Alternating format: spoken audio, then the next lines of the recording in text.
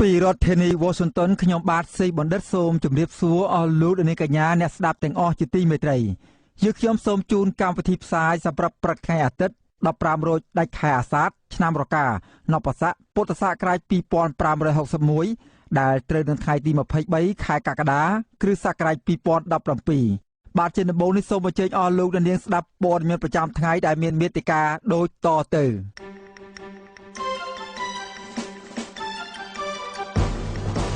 អាជ្ញាធរក្រុងសៀមរាបឃាត់ខ្លួនមនុស្ស2នាក់តាក់ទងនឹងការផ្សាយព័ត៌មានមិនពិតថាមានយន្តហោះធ្លាក់នៅខេត្តសៀមរាបលោកនាយករដ្ឋមន្ត្រីហ៊ុនសែនផ្ដល់ថវិកា$50,000បន្ថែមទៀតទៅដល់គ្រួសារលោកបណ្ឌិតកែមលីដើម្បីសង់ចេតិយគណៈបកប្រឆាំងនឹងប្រជុំគ្នានៅថ្ងៃទី25ខាងមុខពីផែនការឈប់ប្រើរូបលោកសំរងស៊ីនិងរូបលោកកំសុខាមន្ត្រីជាន់ខ្ពស់របស់លោកញឹកប៊ុនឆៃទៅចូលរួមជាមួយនឹងសម្ដេចក្រមព្រះក្រោយពីគណៈបកប្រជាជនកម្ពុជាផ្ដាច់ទំនាក់ទំនងរួមជាមួយនឹងព័ត៌មានផ្សេងទៀតជាបន្តទៅទៀតនេះខ្ញុំបាទសេកបណ្ឌិតសូមជូនព័ត៌មានពិស្ដាអាជ្ញាធរក្រុងសៀមរាបឃាត់ខ្លួនមនុស្ស2នាក់កាលពីល្ងាចថ្ងៃសៅរ៍ម្សិលមិញតាក់ទងនឹងការផ្សព្វផ្សាយព័ត៌មានមិនពិតតាមបណ្ដាញសង្គម Facebook ថាមានយន្តហោះធ្លាក់នៅខេត្តសៀមរាបអ្នកទាំងពីរនាក់នោះមានបរិសម្នាក់និងស្ត្រីម្នាក់ធ្វើការនៅក្រុមហ៊ុនអាកាសចរមួយឈ្មោះ Sky Angkor Airlines អគ្គនាយកនៃអគ្គនាយកដ្ឋានអន្តរប្រវេសន៍លោកសុកផលថ្លែងប្រាប់សារព័ត៌មានក្នុងស្រុកថាជនសង្ស័យដែលបានចាប់ខ្លួននោះបានបង្ហោះរូបភាពនិងសរសេរនៅក្នុងបណ្ដាញសង្គម Facebook របស់ពួកគេថាមានករណីធ្លាក់យន្តហោះនៅខេត្តសៀមរាបក្រោយមកត្រូវកម្លាំងនគរបាលអន្តរប្រវេសន៍នៅព្រលានយន្តហោះអន្តរជាតិសៀមរាបសហការជាមួយនឹងនគរបាលខេត្តសៀមរាបបានឃាត់ខ្លួនយកទៅសាកសួរនៅស្នងការដ្ឋាននគរបាលខេត្តសៀមរាបកាលពីល្ងាចថ្ងៃសៅរ៍ម្សិលមិញសមត្ថកិច្ចខេត្តសៀមរាបបានឲ្យដឹងដែរថាដំបូងមានយុវជនម្នាក់ធ្វើការនៅក្រុមហ៊ុនអាកាសចរទទួលបានរូបភាពធ្លាក់យន្តហោះពីមិត្តភ័ក្តិហើយក៏បង្ហោះរូបនោះលេងនៅក្នុងបណ្ដាញសង្គម Facebook ដោយរូបនោះជារូបចាស់មិនមែនកើតឡើងនៅក្នុងប្រទេសកម្ពុជាទេសមត្ថកិច្ចកំពុងស៊ើបសួរបន្តអំពីករណីនេះ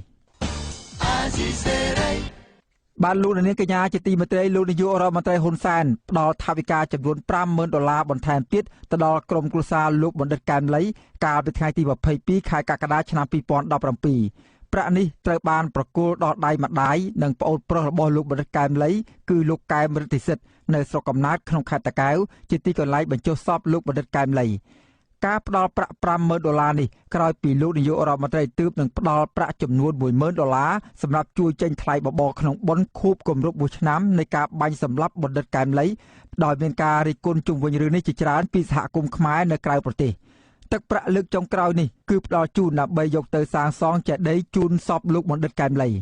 បាទលោកប្រាជើមានបទសម្ភាសន៍ជាមួយលោកប៉ាងុនទៀងនាយកមជ្ឈមណ្ឌលកម្ពុជាដើម្បីប្រព័ន្ធផ្សព្វផ្សាយឯករាជ្យនិងជាអតីតសមាជិកគណៈកម្មការរៀបចំបុណ្យដង្ហែសពលោកបណ្ឌិតកែមលីជុំវិញបញ្ហានេះដូចតទៅបាទលោកប៉ាងុនទៀងលោកប្រហែលជាដឹងរឿងសម្ដេចហ៊ុនសែនលោកនាយរដ្ឋមន្ត្រីហ៊ុនសែនចូលលុយ$50,000បន្ថែមទៀតដើម្បីសាងសង់ចេតិយខ្ញុំសុំការយល់ឃើញពីលោកយល់ឃើញយ៉ាងណាដែរបាទខ្ញុំទី1ខ្ញុំថាការដែលចូលរួមបុណ្យថ្លៃបបរហើយនឹងការចូលរួមចែកដីនេះវាជាកាយវិការនៃការចូលបុណ្យប៉ុន្តែវាជាការឆ្លងចាំងនៅចំណុច2ចំណុចទី1ខ្ញុំថាទៅកន្លងមកខាងរដ្ឋាភិបាលធ្លាប់ចោទប្រកាន់ថាមានអ្នកមួយចំនួនហ្នឹងធ្វើបុណ្យលោកកែមលីចូលបុណ្យអីចឹងគឺដើម្បីយកសាកសពហ្នឹងធ្វើជាអាជីវកម្មហើយដូច្នេះការចូលបុណ្យរបស់សម្ដេចនាយករដ្ឋមន្ត្រីនៅពេលនេះគឺជាកាយវិការមួយដែលបញ្ចប់នៅការចោទប្រកាន់នេះហើយបើសិនជាមានអ្នកណានៅចោទប្រកាន់ថាអ្នកដែលធ្វើបុណ្យឲ្យលោកកែមលីអ្នកដែលចូលបុណ្យលោកកែមលីគឺជាទង្វើមួយដើម្បីធ្វើអាជីវកម្មលើសពអញ្ចឹងមានន័យថាចោទសម្ដេចនាយករដ្ឋមន្ត្រីដែរបាទអាហ្នឹងចំណុចទី1ចំណុចទី2ខ្ញុំថាមន្ត្រីមានតួអង្គ2លោកជាប្រជាពលរដ្ឋធម្មតាហើយលោកជានាយករដ្ឋមន្ត្រីផងដែលមានការទទួលខុសត្រូវធំធេងក្នុងនាមជាប្រជាពលរដ្ឋធម្មតាការចូលរួមបុណ្យនេះចឹងវាជាធម្មតាជារឿងធម្មតានៃសភាចាស់សានៃបុគ្គលម្នាក់ៗប៉ុន្តែភ្ជាប់នឹងទូនទីនាយករដ្ឋមន្ត្រីខ្ញុំថាសម្ដេចនាយកត្រូវធ្វើលើសពីហ្នឹងគឺធ្វើម៉េចធានារកនៅឃាតករពិតប្រាកដនឹងអ្នកដែលនៅពីក្រោយឃាតករហ្នឹងឲ្យដឹងដើម្បីជាការផ្ដល់យុត្តិធម៌ដល់លោកដិតកែមលី ហើយអានឹងវាជាកាយវិការមួយដ៏ប្រសើរជាងការចូលលុយទៅទៀតបាទលោករំពឹងថាលោកនាយរដ្ឋមន្ត្រីហ៊ុនសែននឹងជំរុញឬក៏ធ្វើយ៉ាងណាដើម្បីឲ្យករណីឃាតកម្មនេះសាធារណជនមានទំនុកចិត្តថារដ្ឋាភិបាលគិតគូរខ្វាយខ្វល់ចង់ផ្ដល់យុត្តិធម៌ពិតបាទគឺថាអានឹងអាស្រ័យលើការតាំងចិត្តឬក៏សុឆន្ទៈរបស់នាយករដ្ឋមន្ត្រីព្រោះចំណុចទី1ខ្ញុំធ្លាប់លើសម្ដេចជំនាន់លោកចាប់លោកហេពៅពីប្រទេសម៉ាឡេស៊ីមកលោកថាណាក៏ដោយតែលោកចង់ចាប់គឺផ្ដល់ទីណាវាចាប់បានដែរអញ្ចឹងចំណុចនោះវាអាចបង្ហាញពីឆន្ទៈថាករណីណាក៏ដោយអាស្រ័យលើឆន្ទៈពិតប្រាកដរបស់សម្ដេចដែលមានបើសិនជាសម្ដេចចង់ធ្វើគឺប្រកបជាបានបើសម្ដេចមិនចង់ធ្វើអានោះវាមានការពិបាកហើយចំណុចទី2ខ្ញុំចង់បញ្ជាក់ហ្នឹងខ្ញុំថាវាអាស្រ័យលើសម្ដេចទេបើសិនជាសម្ដេចធ្វើបានវិច្ចមុខគិតកោពិតប្រាកដនឹងអ្នកនៅក្រោយពិតប្រាកដបានអាហ្នឹងវាជំរះមន្ទិលសង្ស័យរបស់ជារបស់ខ្មែរទូទៅប៉ុន្តែបើសម្ដេចមិនមានលទ្ធភាពរកឃើញពិតប្រាកដទេអាហ្នឹងវាធ្វើឲ្យប្រជាពលរដ្ឋនៅតែមន្ទិលថាតើមានអ្វីនៅពីក្រោយបានរដ្ឋាភិបាលមិនអាចរកគិតកោនឹងអ្នកនៅពីក្រោយពិតប្រាកដបាទជាទស្សនៈរបស់លោកយល់ឃើញខុសគ្នាទេរវាងថវិកាចូលថ្លៃបបរ 10000 ហើយថវិកាចូលលុយសាងសង់ចេតិយ 50000 ហ្នឹងខុសគ្នាឬក៏ដូចគ្នាដែរខ្ញុំមិនយល់ថាវាខុសគ្នាឬក៏ដូចគ្នាយ៉ាងម៉េចទេប៉ុន្តែខ្ញុំថាអាហ្នឹងគឺជាការចូលការគិតនៃបុគ្គលម្នាក់ៗដែលគាត់មានការគិតគាត់សម្រេចចិត្តតែគាត់គិតថាចូលហ្នឹងដើម្បីអីអាហ្នឹងគឺអ្នកចូលរួមហ្នឹងគឺគាត់បានគិតខ្លួនគាត់បានធ្វើការសម្រេចចិត្តខ្លួនគាត់បាទលោកប៉ាងគុនទៀងតកតងរឿងសាងសង់ចេតិយខ្ញុំសូមបញ្ជាក់បន្តិចមើលមកទល់ពេលនេះតើក្រុមលោកទាំងអស់នៅតែជាសមាជិកនៃក្រុមរៀបចំសាងសង់ចេតិយដដែលឬក៏ការងារនឹងត្រូវបានទទួលបន្ទុកផ្ដាច់មុខដោយប្អូនប្រុសលោកកែមលីគឺលោកកែមរិទ្ធិសិទ្ធទៅហើយបាទខ្ញុំតាមពិតទៅខ្ញុំគ្រាន់តែពាក់ព័ន្ធទៅនឹងបុណ្យសពលោករិទ្ធកែមលីហើយនឹងបុណ្យ100ថ្ងៃរបស់លោករិទ្ធកែមលីដែលយើងកាលនោះយើងបង្កើតជាគណៈកម្មការស្រួលបួលហើយក្រៅពីហ្នឹងរឿងជាបន្ទុករបស់មូលនិធិកែមលីដែលខ្ញុំអត់មានពាក់ព័ន្ធអត់មានចូលរួមទេដូច្នេះខ្ញុំអត់ដឹងថារហូតដល់ឥឡូវវាដំណើរការយ៉ាងម៉េចទេហើយក្នុងហ្នឹងមានក្រុមគ្រួសារលោករិទ្ធកែមលីនៅក្នុងហ្នឹងដែរគណៈកម្មការនៃមូលនិធិរិទ្ធកែមលីហ្នឹងអញ្ចឹងដំណើរការហ្នឹងខ្ញុំអត់បានដឹងថាតើវាបានដល់ទីណាប៉ុន្តែឈើការហ្នឹងដែរខ្ញុំគ្រាន់តែចង់ធ្វើការចាប់អារម្មណ៍តិចរឿងតាក់ទងលុយបន់ហ្នឹងខ្ញុំមិនដឹងថាតើវាជាសមត្ថភាពនៃក្រុមគ្រួសារលោករិទ្ធកែមលីគាត់ពេលគាត់ធ្វើបន់គាត់មានសមត្ថភាពកណនីឬក៏គិតគូរមុនថាធ្វើទំហំប៉ុណ្ណាលទ្ធភាពដែលអាចទៅរួចប៉ុណ្ណាឬមួយយ៉ាងម៉េចខ្ញុំមិនដឹងថាអានោះវាជាការពាក់ព័ន្ធទៅនឹងសមត្ថភាពនៃការគិតប្រកបឬមួយយ៉ាងម៉េចទេប៉ុន្តែជាបទពិសោធន៍ការដែលគណៈកម្មការធ្វើបន់សពលោករិទ្ធកែមលីក៏យើងអត់មានបញ្ហាហើយពេលដែលយើងធ្វើបន់បើថ្ងៃលោករិទ្ធកែមលីទៅក៏យើងអត់មានបញ្ហានឹងបច្ច័យដែរនឹងលុយដែរគឺយើងមានការគិតគូរច្បាស់លាស់ប៉ុន្តែនៅពេលដែលយើងធ្វើ100ថ្ងៃក៏នោះយើងធ្វើនឹងពេញអត់បញ្ហាទេហើយពេលដែលក្រុមគ្រួសារសពលោករិទ្ធកែមលីធ្វើនៅស្រុកនោះគឺមានបញ្ហាហើយទឹកលុយគឺខ្វះដូចគ្នាខ្វះខ្ទង់7ទៅ8000ដូចគ្នាដូច្នេះខ្ញុំថាវាមិនដឹងថាតើនឹងវាពាក់ព័ន្ធទៅនឹងមូលហេតុអីនៅពីក្រោយហ្នឹងឬក៏វាពាក់ព័ន្ធទៅនឹងសមត្ថភាពនៃការគិតគូរនៃការប៉ាន់ស្មាននៃការចំណាយរបស់គាត់ហើយនឹងការប៉ាន់ស្មានទៅនឹងភ្ញៀវចូលរួមឬក៏ចំណូលយ៉ាងម៉េចខ្ញុំមិនច្បាស់ប៉ុន្តែអានោះវាជាចំណុចឆ្លងចាំងមួយដែលគាត់គួរតែគិតឡើងវិញមុននឹងធ្វើអ្វីមួយបាទតាមទស្សនៈរបស់លោកតើលោកចង់ឃើញការរក្សាលុយ$50000បន្ថែមទៀតនឹងទុកដាក់យ៉ាងណាដើម្បីឲ្យការចាត់ចែងសាងសង់ចេតិយនឹងមានតម្លាភាពហើយបានទៅចេតិយពិតប្រាកដបាទព្រោះលុយនឹងទៅដល់ក្រុមគ្រួសារចឹងវាអាស្រ័យលើក្រុមគ្រួសារហ្នឹងវាក្រុមគ្រួសារយកទៅសាងសង់ចេតិយមែនជាការប្រសើរប៉ុន្តែបើគាត់សម្រេចយ៉ាងណានឹងរឿងរបស់គាត់ខ្ញុំមិនមានយោបល់អីទាក់ទងទៅនឹងទេប៉ុន្តែខ្ញុំថាបើសិនជាយកទៅធ្វើល្អវានឹងបានផលបន់ទៅទាំងអស់គ្នាប៉ុន្តែបើសិនយកចាយវាអីខុសឆ្គងអាហ្នឹងវាជារឿងមួយអាក្រក់ហើយជាការប្រព្រឹត្តបាបកម្មជាន់ទៀតបាទខ្ញុំអរគុណលោកប៉ាងគុនទៀងដែលបានផ្ដល់កិត្តិយសផ្ដល់បទសម្ភាសន៍មកអាស៊ីសេរីនៅពេលនេះជំរាបលាអរគុណបាទលោកនាងកញ្ញាជាទីមេត្រីវុទ្ធុអាស៊ីសេរីនៅពុំទាន់អាចតាក់ទង ប្អូនប្រុសលោកបណ្ឌិតកែមលីគឺលោកកែមរិទ្ធិសិទ្ធដើម្បីសាកសួរបន្ថែមជុំវិញរឿងនេះបាននៅឡើយទេកាលពីថ្ងៃសៅរ៍ម្សិលមិញក៏ប៉ុន្តែតាមរយៈវីដេអូឃ្លីបដែលចេញផ្សាយដោយសារព័ត៌មាន Press News លោកកែមរិទ្ធិសិទ្ធបានថ្លែងអំណរគុណលោកនាយករដ្ឋមន្ត្រីហ៊ុនសែនដែលបានជួយថវិកាសម្រាប់សាងសង់ចេតិយសពបងប្រុសរបស់លោកហ៊ុនសែនក៏បានឆ្លើយតបភ្លាមៗដែរថានឹងជួយឧបត្ថម្ភថវិកាជាបន្តបន្ទាប់ទៀតរហូតដំណើរការសាងសង់ចេតិយបានសម្រេចជាស្ថាពរបាទលោកនាងកញ្ញាជាទីមេត្រីលោកនាងកំពុងតាមដានស្ដាប់កម្មវិធីផ្សាយរបស់វិទ្យុអសីសេរីផ្សាយចេញពីរដ្ឋធានី Washington ប្រជាពលរដ្ឋរស់នៅឃុំសេដាស្រុកលំផាត់ស្នើសុំឲ្យអាជ្ញាធរឃុំស្រុកជួយដោះស្រាយកង្វល់ជាច្រើនពាក់ព័ន្ធនឹងបញ្ហាជីវភាពរស់នៅនិងបញ្ហាសន្តិសុខសណ្ដាប់ធ្នាប់នៅក្នុងមូលដ្ឋានរបស់ពួកគាត់បាទលោកនាងនឹងបានស្ដាប់សេចក្តីរាយការណ៍ពិស្ដារជុំវិញរឿងនេះនៅពេលបន្តិចទៀតនេះមន្ត្រីជាន់ខ្ពស់របស់គណៈបកផ្នែករួបរวมជាតិរបស់លោកញឹកប៊ុនឆៃមួយចំនួនបានទៅចូលរួមជាមួយនឹងគណៈបករាជានិយមហ៊ុនស៊ិពេចរបស់សម្ដេចក្រមព្រះនរោត្តមរណរដ្ឋការសម្រេចត្រឡប់ទៅចូលរួមជាមួយនឹងគណៈបកចាស់វិញនេះក្រោយពីគណៈបកប្រជាជនកម្ពុជាបានផ្ដាច់សម្ព័ន្ធភាពជាមួយនឹងលោកញឹកប៊ុនឆៃអនុប្រធានគណៈបកហ៊ុនស៊ិពេចលោកញៀតប៊ុនចិនបានឲ្យអាស៊ីសេរីដឹងកាលពីម្សិលមិញថាព្រះអង្គម្ចាស់នរោត្តមរណរដ្ឋសពរិទ្ធហរតីស្វាគមន៍អ្នកទាំងនោះហើយបានអំពាវនាវឲ្យអតីតកូនចៅរបស់ទ្រង់ទាំងអស់វិលមកចូលរួមនៅក្នុងជីវភាពនយោបាយជាមួយនឹងគណៈបករាជានិយមហ៊ុនស៊ិពេចដោយកាលពីអតីតកាលឡើងវិញគាត់បានទៅស្វែងគុំលោកហ្នឹងវិញ4នាក់ហើយប៉ុន្តែម្សិលមិញហ្នឹងមានមន្ត្រីជាន់ខ្ពស់ថ្នាក់អនុរដ្ឋលេខាធិការនិងទីប្រឹក្សាមួយចំនួនដែរទាំងហេតុសម្ដេចគុំចាស់នៅក្នុងវាំងដូច្នេះខ្ញុំសន្និដ្ឋានថាឥឡូវនេះជាបណ្ដាហ្នឹងយើងឃើញថាជា7-8រូបហើយជាថ្នាក់ដឹកនាំជាន់ខ្ពស់នៃគណៈបកផ្នែករួបរวมជាតិមកចូលរួមត្រឡប់មកចូលរួមជាមួយនឹងគណៈបកហ៊ុនស៊ិពេចវិញអាស៊ីសេរីនៅមិនទាន់អាចតាក់ទងលោកញឹកប៊ុនឆៃដើម្បីបញ្ជាក់អំពីរឿងនេះបាននៅឡើយកាលពីថ្ងៃទី22ខែកក្កដា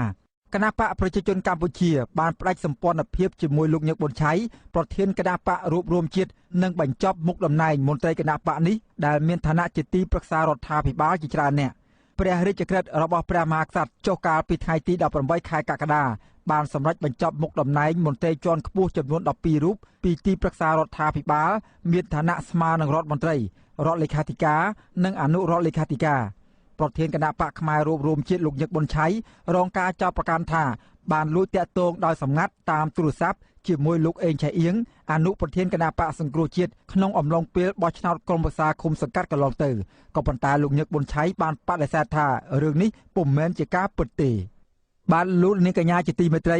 គណៈបកប្រឆាំងនឹងជួបប្រជុំផ្ទៃក្នុងជាមួយនឹងមន្ត្រីជាន់ខ្ពស់របស់ខ្លួនក្នុងទូទាំងប្រទេសនៅថ្ងៃទី25ខែកក្កដាខាងមុខដោយពិភាក្សាជុំវិញការប្រកាសជាផ្លូវការនៃការដូររូបសញ្ញាគណៈបកដែលនឹងដករូបលោកសំរងស៊ីនិងរូបលោកកឹមសុខាដោយដាក់ត្រឹមតែសញ្ញាព្រះអាទិត្យរះបាទលោកប្រាជេវរាយការណ៍ព័ត៌មាននេះគណៈបញ្ញយោបាយដែលរងគ្រោះព្រោះច្បាប់គណៈបញ្ញយោបាយថ្មីដែលនឹងចូលជាធរមាននាពេលខាងមុខយ៉ាងខ្លីនឹងបដូររូបសញ្ញានិងឈ្មោះគណៈបករបស់ខ្លួនទាំងគណៈបកសង្គ្រោះជាតិនិងគណៈបកសំរងស៊ីដែលជាប់ពាក់ព័ន្ធជាមួយលោកសំរងស៊ីបានកំណត់យកថ្ងៃប្រជុំដូចគ្នាគឺថ្ងៃទី25ខែកក្កដាខាងមុខដើម្បីជៀសវាងការរំលាយគណៈបកចោលនៅពេលច្បាប់គណៈបញ្ញយោបាយថ្មីចូលជាធរមានគណៈបកសង្គ្រោះជាតិគ្រាន់តែឈប់ប្រើរូបលោកសំរងស៊ីនិងលោកកឹមសុខាឈរកាន់ដៃគ្នាតទៅទៀតដោយដាក់ត្រឹមរូបព្រះអាទិត្យរះដែលជាសញ្ញាផ្លូវការរបស់គណៈបកនេះចំណែកគណៈបកសំរងស៊ីដែលសពថ្ងៃកំពុងមានអាសនៈនៅក្នុងព្រឹទ្ធសភាក៏នឹងបដូរឈ្មោះរបស់គណៈបកខ្លួនចេញដែរអនុប្រធានគណៈបកសង្គ្រោះជាលោកអេងឆៃអៀងឲ្យអាស៊ីសេរីដឹងនៅថ្ងៃទី22ខែកក្កដាថាកិច្ចប្រជុំនោះគណៈបកនឹងណែនាំទៅថ្នាក់ដឹកនាំទាំង25ខេត្តរាជធានីឲ្យឈប់ប្រើប្រាស់រូបទាំងនោះនៅលើបដាផ្សព្វផ្សាយរបស់គណៈបកខ្លួនលោកអេងឆៃអៀងថាគណៈបកមិនទាន់គិតពីការចំណាយទេ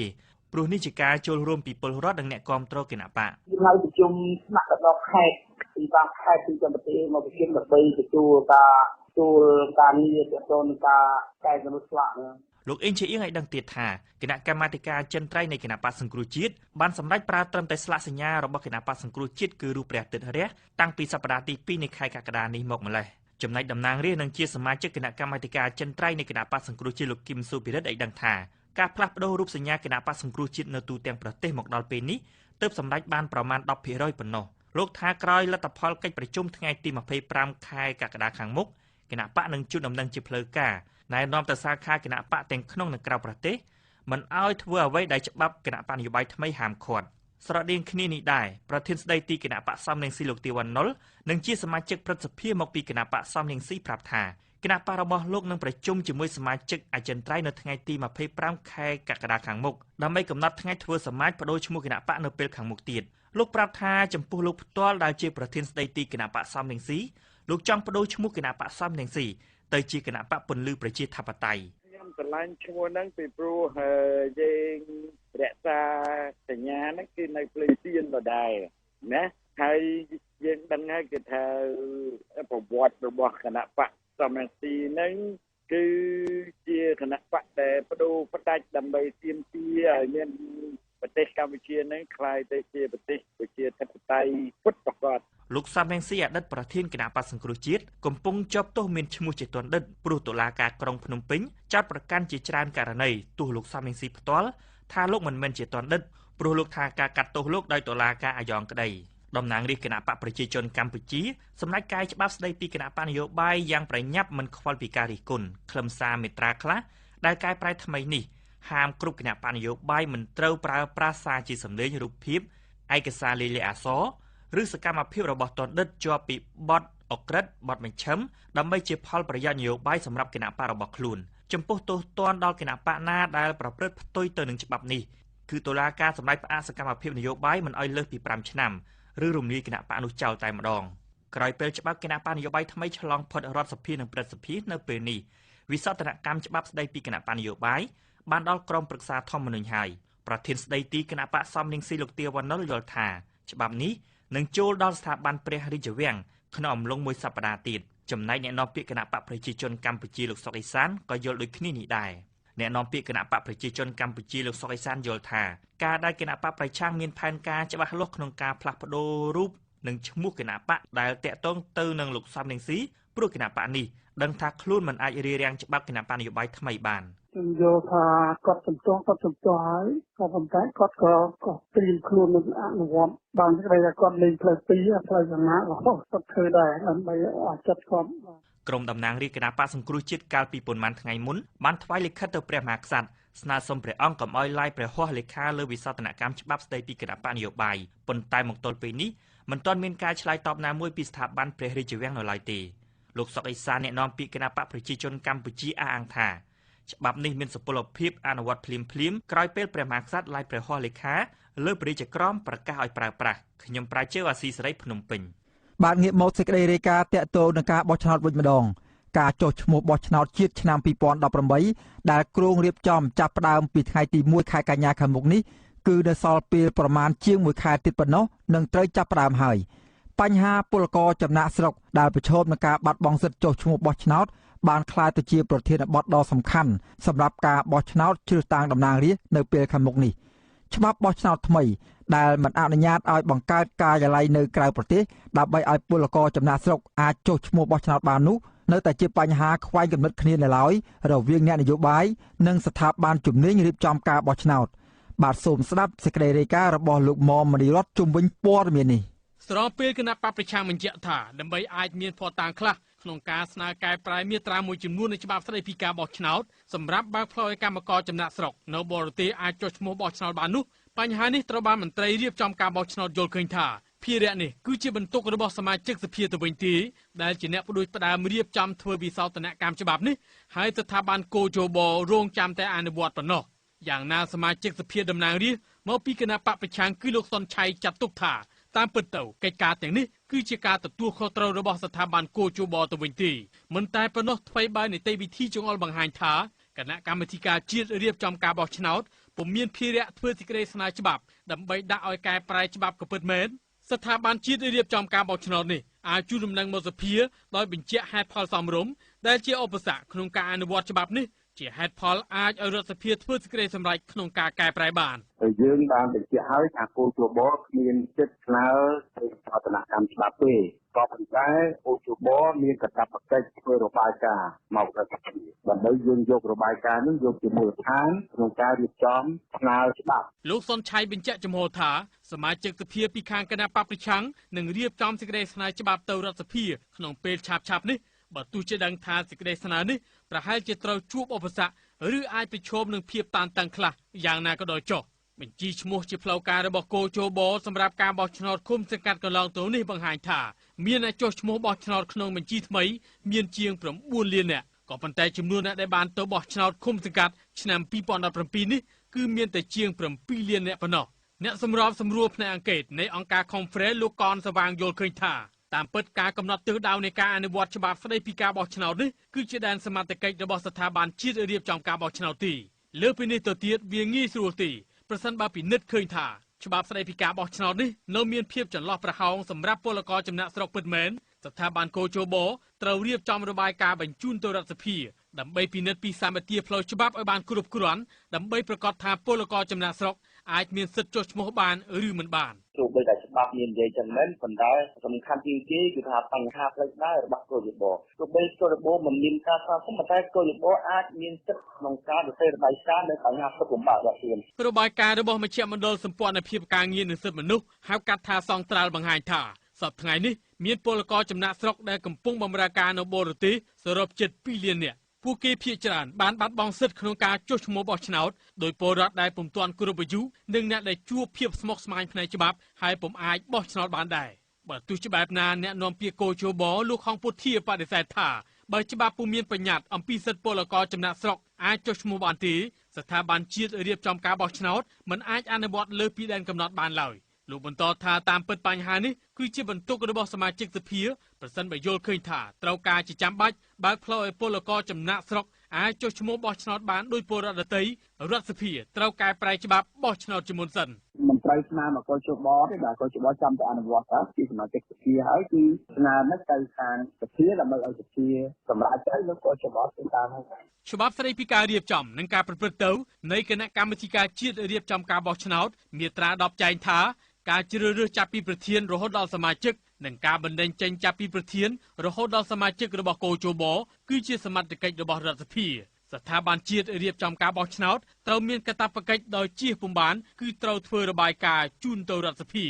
ជំវិញគំនិតផ្ដួចផ្ដើមចង់កែប្រែច្បាប់បោះឆ្នោតនេះអ្នកនាំពាក្យគណៈបកកណ្ដាលអំណាចលោកសុកអេសានហាក់មានការអល់ឯកចំពោះបញ្ហានេះនៅឡើយក៏ប៉ុន្តែលោកបញ្ជាក់ថាជាគោលការណ៍ប្រសិនបើពិនិត្យឃើញមានមន្ទិលសៅម៉ោងចំណុចណាមួយបកនយោបាយអាចធ្វើសេចក្តីស្នើច្បាប់ទៅតាមបែបបទនិងនីតិវិធីដែលមានស្រាប់អត់ទាន់សម្រេចយ៉ាងណាទេបាទប៉ុន្តែលើប៉ុណ្ណឹងយើងមិនទាន់អាចសម្រេចកើតទេចាំឲ្យខណ្ឌលេខីរបស់គណៈរាជគណៈបកសង្គ្រោះជាតិធ្វើតាមនីតិវិធីទៅអានឹងគណៈកម្មការចន្ទ្រៃរដ្ឋសភានឹងសម្រេចអង្គការមិនមែនរដ្ឋាភិបាលធ្វើកិច្ចការលើការបោះឆ្នោតរាយគុណថាកន្លងទៅមានច្បាប់បន្តិចទេ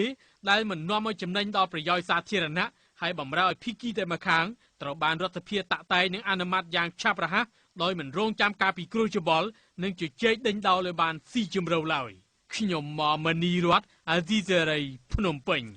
បាទលោកនាងកញ្ញាជាទីមេត្រីកងកម្លាំងសមត្ថកិច្ចខេត្តកំពង់ឆ្នាំងសហការជាមួយនឹងអគ្គស្នងការនគរបាលជាតិកាលពីព្រឹកថ្ងៃទី22ខែកក្កដាបានឃាត់ខ្លួនជនសង្ស័យជាស្ត្រីម្នាក់ចាប់កុមារជំរិតទាលុយពីឪពុកម្ដាយកុមាររងគ្រោះចំនួន$4,000ដំណឹងអំពីការបាត់ក្មេងស្រីអាយុ9ឆ្នាំនៅសាលាបឋមសិក្សាអង្គលំទងក្នុងឃុំព្រៃតាមួយឃុំស្នំក្រពើស្រុកកងពិសីខេត្តកំពង់ស្ពឺនោះក្រោយពេលដែលកុមារីបាត់ខ្លួនពេលចេញពីរៀនកាលពីព្រឹកថ្ងៃទី20ខែកក្កដាបាទសូមស្ដាប់សេចក្តីរាយការណ៍របស់អ្នកស្រីខែសុនងអំពីព័ត៌មាននេះកម្លាំងសមត្ថកិច្ចខេត្តកំពង់ឆ្នាំងបានបញ្ជូនខ្លួនស្ត្រីជាជនសង្ស័យចាប់កុមារជំរិតទាលុយពីឪពុកម្ដាយទៅកាន់ប៉ូលីសខេត្តកំពង់ស្ពឺបន្ទាប់ពីបានសាកសួររួចនៅថ្ងៃទី22កក្កដា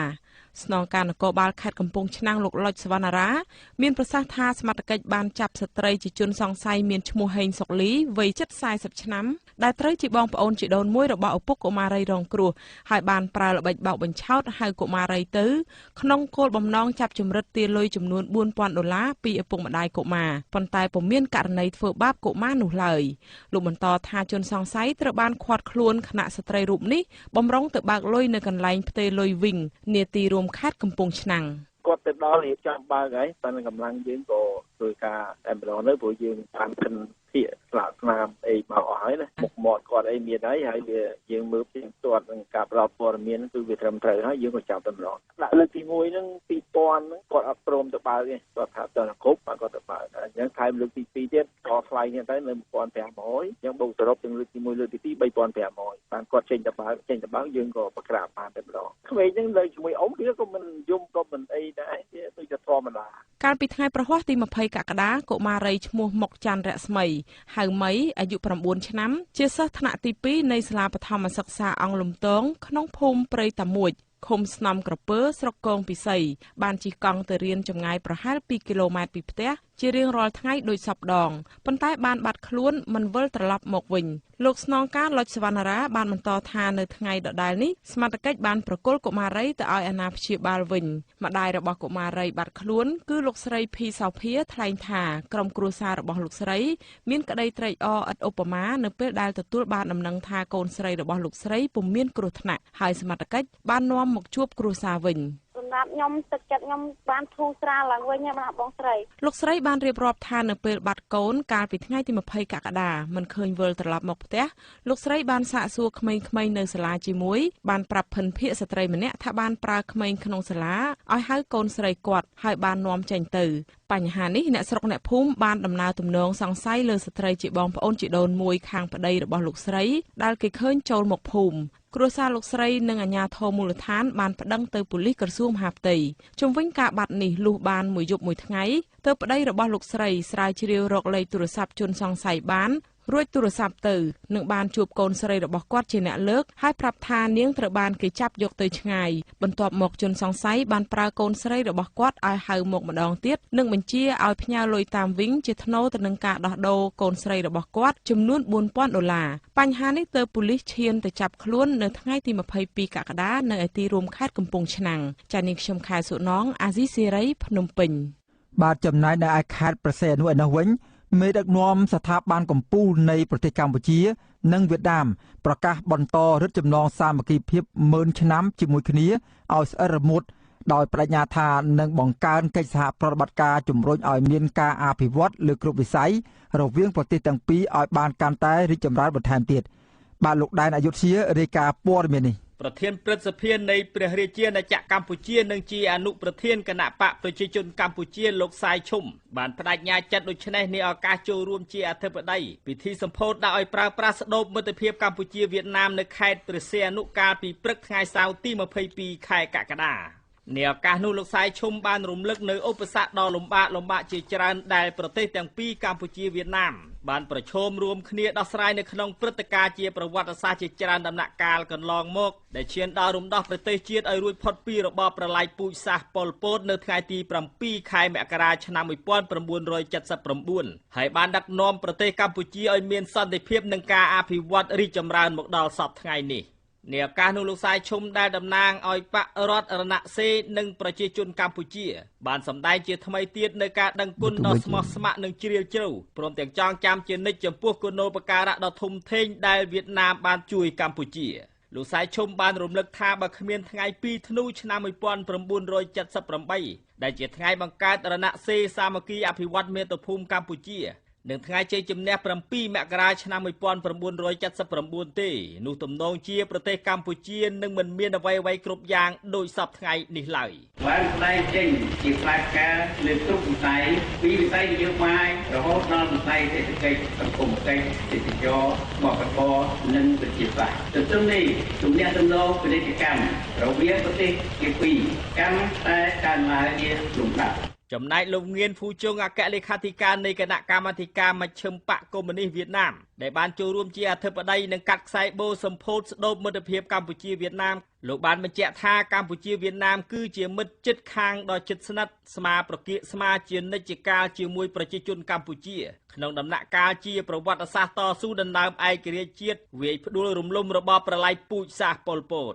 លោកងៀនភូជុងបានរំលឹកអំពីចំណងមិត្តភាពកម្ពុជាវៀតណាមដែលបានរឹតចំណងសាមគ្គីភាពនិងកិច្ចសហប្រតិបត្តិការជាមួយគ្នាអស់រយៈពេលជាង50ឆ្នាំកន្លងមកនេះលោកងៀនភូជុងសង្កត់ធ្ងន់ថាចំណងមិត្តភាពរវាងកម្ពុជាវៀតណាមនឹងបន្តមានភាពស្និទ្ធស្នាលនិងកាន់តែស្អិតរមួតថែមទៀតនាថ្ងៃអនាគតអភិបាលខេត្តព្រះសីហនុលោកយុនមានបានឲ្យដឹងថាស្ដូបមិត្តភាពកម្ពុជាវៀតណាមនៅខេត្តព្រះសីហនុនេះបានកសាងដំបូងក្នុងឆ្នាំ1984ដោយមានរូបសំណាកយុវជន2រូបដៃកាន់អាវុធឈរអមសងខាងស្ត្រីម្នាក់3កូនតូចក្នុងដៃ ស្ដូបនេះជានិមិត្តរូបនៃការរំលឹកគុណចំពោះពលីកម្មអាយុជីវិតរបស់យុទ្ធជនកម្ពុជានិងយុទ្ធជនស្ម័គ្រចិត្តវៀតណាមជាពិសេសដើម្បីរំលឹកពីគុណូបការៈដ៏ថ្លៃថ្លារបស់យុវជនស្ម័គ្រចិត្តវៀតណាមដែលបានបូជាសាច់ស្រស់ឈាមស្រស់ក្នុងបុព្វហេតុរំដោះប្រទេសកម្ពុជាឲ្យរួចផុតពីរបបប្រល័យពូជសាសន៍ប៉ុលពតនៅថ្ងៃទី7 ខែមករាឆ្នាំ1979ក្រមទង់រណសេរីសង្គ្រោះជាតិកម្ពុជានឹងដើម្បីបញ្ជាក់អំពីចំណងសាមគ្គីមិត្តភាពជាអមតៈរវាងប្រទេសទាំងពីរកម្ពុជាវៀតណាមលោកយុនមានឲ្យដឹងថាស្ដូបមិត្តភាពកម្ពុជាវៀតណាមនេះសាងសង់នៅលើផ្ទៃក្រឡាដីសរុបជិត 7,000 ម៉ែត្រការ៉េនិងចំណាយថវិកាសរុបជិត$800,000សហរដ្ឋអាមេរិកចំពោះអ្នកសិក្សាផ្នែកអភិវឌ្ឍសង្គមរិះគន់ថាកម្ពុជាពុំទទួលបានប្រយោជន៍អ្វីសោះក្រៅអំពីការដឹងគុណវៀតណាមអស់មួយជីវិតបើមើលពីប្រវត្តិសាស្ត្រនៅក្នុងសង្គ្រាមជំនាន់អាណានិគមនិយមបារាំងហើយនិងសង្គ្រាមទសវត្សរ៍ឆ្នាំ70ក្នុងការរំដោះដីវៀតណាមខាងត្បូងដោយមានការជួយគាំទ្រពីរដ្ឋាភិបាលខ្មែរយ៉ាងច្រើនប៉ុន្តែជាអកុសលកម្ពុជាពុំដែលទទួលបានការនឹកគុណនោះទេគឺផ្ទុយគ្នាស្រឡះតាមទិន្នន័យជាក់ស្ដែងនៅទូទាំងព្រះរាជាណាចក្រកម្ពុជាមានស្ដូបមិត្តភាពកម្ពុជាវៀតណាមសរុបចំនួន17ស្ដូបក្នុងនោះមាននៅរាជធានីភ្នំពេញចំនួន1គិតមកដល់ពេលនេះក្នុងចំណោមស្ដូបទាំង17គឺបានកសាងនិងជួសជុលឡើងវិញបានចំនួន12ស្ដូបនិងបានសម្ពោធដាក់ឲ្យប្រើប្រាស់បានចំនួន7ស្ដូបរួចហើយចំណែកនៅថ្ងៃទី27 ខែកក្កដាខាងមុខនឹងបន្តសម្ពោធស្ដូបមិត្តភាពកម្ពុជាវៀតណាមទី8នៅឯខេត្តបាត់ដំបងខ្ញុំដែរនាយុទ្ធជាអាស៊ីសេរីខេត្តព្រះសីហនុបាទតើតើនឹងបញ្ហាអាកាសធាតុវិញម្ដងមន្ត្រីគណៈកម្មាធិការជាតិគ្រប់គ្រងគ្រោះមហន្តរាយបញ្ជាក់ថាពុំមានខេត្តក្រុងណាមួយត្រូវជន់លិចទឹកធ្ងន់ធ្ងរដោយសារតែទឹកជំនន់ទឹកភ្លៀងឡើយបើទោះបីជារយៈពេលប្រហែលថ្ងៃកន្លងមកនេះមានភ្លៀងធ្លាក់រាយប៉ាយនៅទូទាំងប្រទេសយ៉ាងណាក្តីការលើកឡើងនេះបន្ទាប់ពីកម្ពុជាកំពុងទទួលរងសម្ពាធទាបដែលនាំឲ្យអាកាសធាតុអ៊ូលអាប់និងមានភ្លៀងធ្លាក់ច្រើនកន្លែងខុសធម្មតាដែលបង្កឡើងដោយកូនព្យុះតាឡាស់បាទសូមស្ដាប់សេចក្តីរាយការណ៍របស់លោករីកវិញូអំពីព័ត៌មាននេះចាប់តាំងពីថ្ងៃទី17 កក្កដាមេឃពុំសូវបើកថ្ងៃនិងមានភ្លៀងធ្លាក់ខ្លាំងរាយប៉ាយនៅទូទាំងប្រទេសប៉ុន្តែមន្ត្រីជំនាញពិនិត្យឃើញថាអាកាសធាតុបែបនេះមិនទាន់បង្កើតឲ្យមានបញ្ហាធំដុំដែលនាំឲ្យរដ្ឋាភិបាលនិងពលរដ្ឋត្រូវព្រួយបារម្ភខ្លាំងដោយសារទឹកជំនន់ឡើយមន្ត្រីនាំពាក្យគណៈកម្មាធិការជាតិគ្រប់គ្រងគ្រោះមហន្តរាយលោកកែវវីថ្លែងប្រាប់អាស៊ីសេរីនៅថ្ងៃទី22 កក្កដាថាតំបន់ដែលត្រូវជួបបញ្ហាគ្រោះធម្មជាតិធ្ងន់ធ្ងរជាងគេដោយសារតែឥទ្ធិពលរបស់កូនព្យុះតាឡាក់ក្នុងរយៈពេលប៉ុន្មានថ្ងៃនេះគឺមានតែនៅក្នុងខេត្តចំនួន3ស្ថិតនៅតាមមាត់សមុទ្រដូចជាខេត្តព្រះសីហនុកោះកុងនិងខេត្តកំពតដែលមានទូកនេសាទ 4-5 គ្រឿងត្រូវលិចដោយសារទឹករលកបោកបក់និងផ្ទះជាង200ខ្នងត្រូវខ្យល់បោករលំលោកបន្ថែមថាចំណែកផ្លូវមួយចំនួននៅតាមខេត្តខ្លះដែលត្រូវជន់លិចដោយសារទឹកភ្លៀងគឺកើតមានក្នុងរយៈពេលខ្លីប៉ុណ្ណោះនិងត្រូវស្រកទៅវិញអានឹងវាជាចំនួនទឹកភ្លៀងទេវាអាចភ្លេចក្នុងរយៈពេលមួយខ្លីអញ្ចឹងណាយើងវាជាច្រើនវាលិចទាំងអស់ហ្នឹងតំបន់ដោយថាជាតំបន់ទីប្រជុំជនតំបន់អីហ្នឹងគឺថាមានការលិចមកផ្លេតដូចជានៅភ្នំពេញយើងអញ្ចឹងណាលិចមកផ្លេតតែគាត់ថាវាបង្កឲ្យមានបញ្ហាធំគឺវាអត់មានទេតែគ្រាន់តែវាមានលិចតំបន់ស្រែរបស់យើងមួយចំនួនដូចជាមាននៅក្នុងខេត្តព្រៃវែងខេត្តអីចឹងយើងត្រូវថាខាងហ្នឹងគឺថាអាជ្ញាធរមូលដ្ឋានរួមទាំងមន្ត្រីជំនាញហ្នឹងគាត់បូមទឹកចេញឬក៏កាត់យើងទម្លាយទំនប់ដើម្បីបង្ហូរទឹកចេញពីដីស្រែប្រជាពលរដ្ឋលោកកែវវីបន្តថាតាមការព្យាករណ៍ដំបូងគឺនៅឆ្នាំ2017នេះទឹកទន្លេមេគង្គចាក់ទៅមុខនឹងអាចឡើងដល់ជាង9ម៉ែត្រដែលចំនួននេះមិនទាន់ដល់កម្រិតខ្ពស់ត្រូវប្រកាសឲ្យប្រជាពលរដ្ឋក្នុងទីក្រុងភ្នំពេញប្រុងប្រយ័ត្នឡើយព្រោះទឹកទន្លេមេគង្គចាក់ទៅមុខត្រូវប្រកាសឲ្យប្រុងប្រយ័ត្នគឺនៅពេលឡើងដល់កម្ពស់ចំនួន10ម៉ែត្រកន្លះគេហៅការរងគ្រោះធ្ងន់ធ្ងរយើងវាអត់មានទេដោយថាបើសិនជានិយាយពីបញ្ហាជួបដែលថាវាកើតមានតាំងពី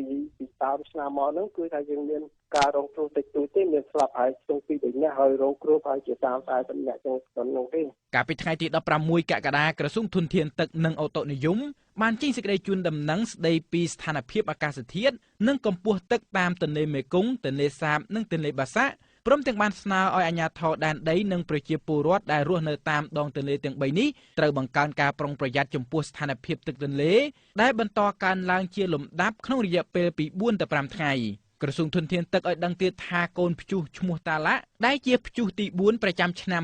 2017នេះបានកើតឡើងក្នុងសមុទ្រជើងខាងត្បូងហើយបានរំកិលខ្លួនចូលទៅឈូងសមុទ្រតុងកឹងនៃប្រទេសវៀតណាមរួចបន្តដំណើរទៅដល់តំបន់ផ្ទៃរងទឹកភ្លៀងនៃទន្លេមេគង្គក្នុងប្រទេសថៃនិងឡាវកាលពីថ្ងៃទី17កក្កដាកន្លងទៅនេះឥទ្ធិពលរបស់កូនព្យុះនេះនឹងធ្វើឲ្យកម្ពុជាមានភ្លៀងធ្លាក់រាយប៉ាយរហូតដល់ថ្ងៃទី25ខែកក្កដាខាងមុខក្រសួងធនធានទឹកក៏បានបញ្ជាក់ទៀតថាតំបន់ទំនាបមួយចំនួនដែលស្ថិតនៅអមសងខាងទន្លេមេគង្គខាងលើនៃខេត្តក្រចេះស្ទឹងត្រែងនិងខេត្តកំពង់ចាមអាចនឹងត្រូវជន់លិចទោះជាយ៉ាងណាលោកកៅវីមន្ត្រីនាំពាក្យគណៈកម្មាធិការជាតិគ្រប់គ្រងគ្រោះមហន្តរាយបញ្ជាក់ថាចាប់តាំងពីថ្ងៃទី21កក្កដាស្ថានភាពអាកាសធាតុបានចាប់ផ្ដើមល្អប្រសើរឡើងវិញបន្ទាប់ពីឥទ្ធិពលសម្ពាធទាបបង្កឡើងដោយសារកូនព្យុះតាឡាក៏បានចាប់ផ្ដើមបន្ថយឥទ្ធិពលជិតអស់ហើយដែរលោកក៏បានបញ្ជាក់ទៀតថាបើនិយាយអំពីបញ្ហាខ្យល់បោកបក់ធ្វើឲ្យប៉ះពាល់ផ្ទះរបស់ប្រជាពលរដ្ឋក្នុងឆ្នាំ2017នេះក៏អាចធ្លាក់ចុះជាងពាក់កណ្ដាលបើប្រៀបធៀបទៅនឹងឆ្នាំ2016រីឯកម្ពស់ទឹកទន្លេចតុមុខឡើងដល់ជាង9ម៉ែត្រក្នុងឆ្នាំ2017នេះក៏ជាអំណោយផលល្អមួយសម្រាប់ការធ្វើកសិកម្មរបស់ប្រជាពលរដ្ឋដែរខ្ញុំរីកវិញ្ញូអាស៊ីសេរីភ្នំពេញបាទលោកនាងកញ្ញាទើបបានស្ដាប់ព័ត៌មានប្រចាំថ្ងៃរបស់វិទ្យុអាស៊ីសេរីដែលរៀបចំជូននៅខ្ញុំបាទសេកបណ្ឌិតពីរដ្ឋធានី Washington សូមអញ្ជើញអស់លោកនាងរងចាំស្ដាប់សេចក្តីរាយការណ៍ពីស្ដាប់ផ្សេងៗទៀតនៃកម្មវិធីផ្សាយរបស់យើងខ្ញុំនាពេលបន្តិចទៀតនេះ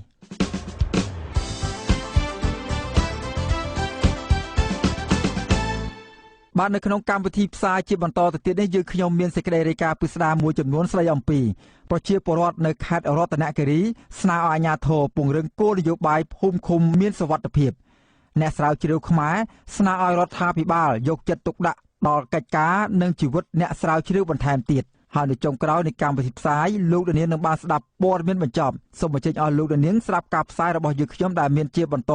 ទៅទៀតដោយមេត្រី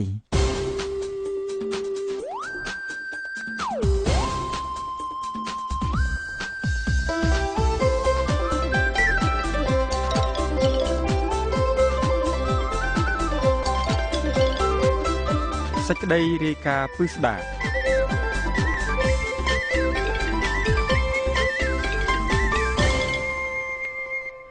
ប្រជាពលរដ្ឋរស់នៅក្នុងឃុំសេដាស្រុកលំផាត់ស្នើឲ្យអាជ្ញាធរឃុំអាជ្ញាធរស្រុកដោះស្រាយកង្វល់ជាច្រើនរបស់ប្រជាពលរដ្ឋពាក់ព័ន្ធនឹងបញ្ហាជីវភាពរស់នៅ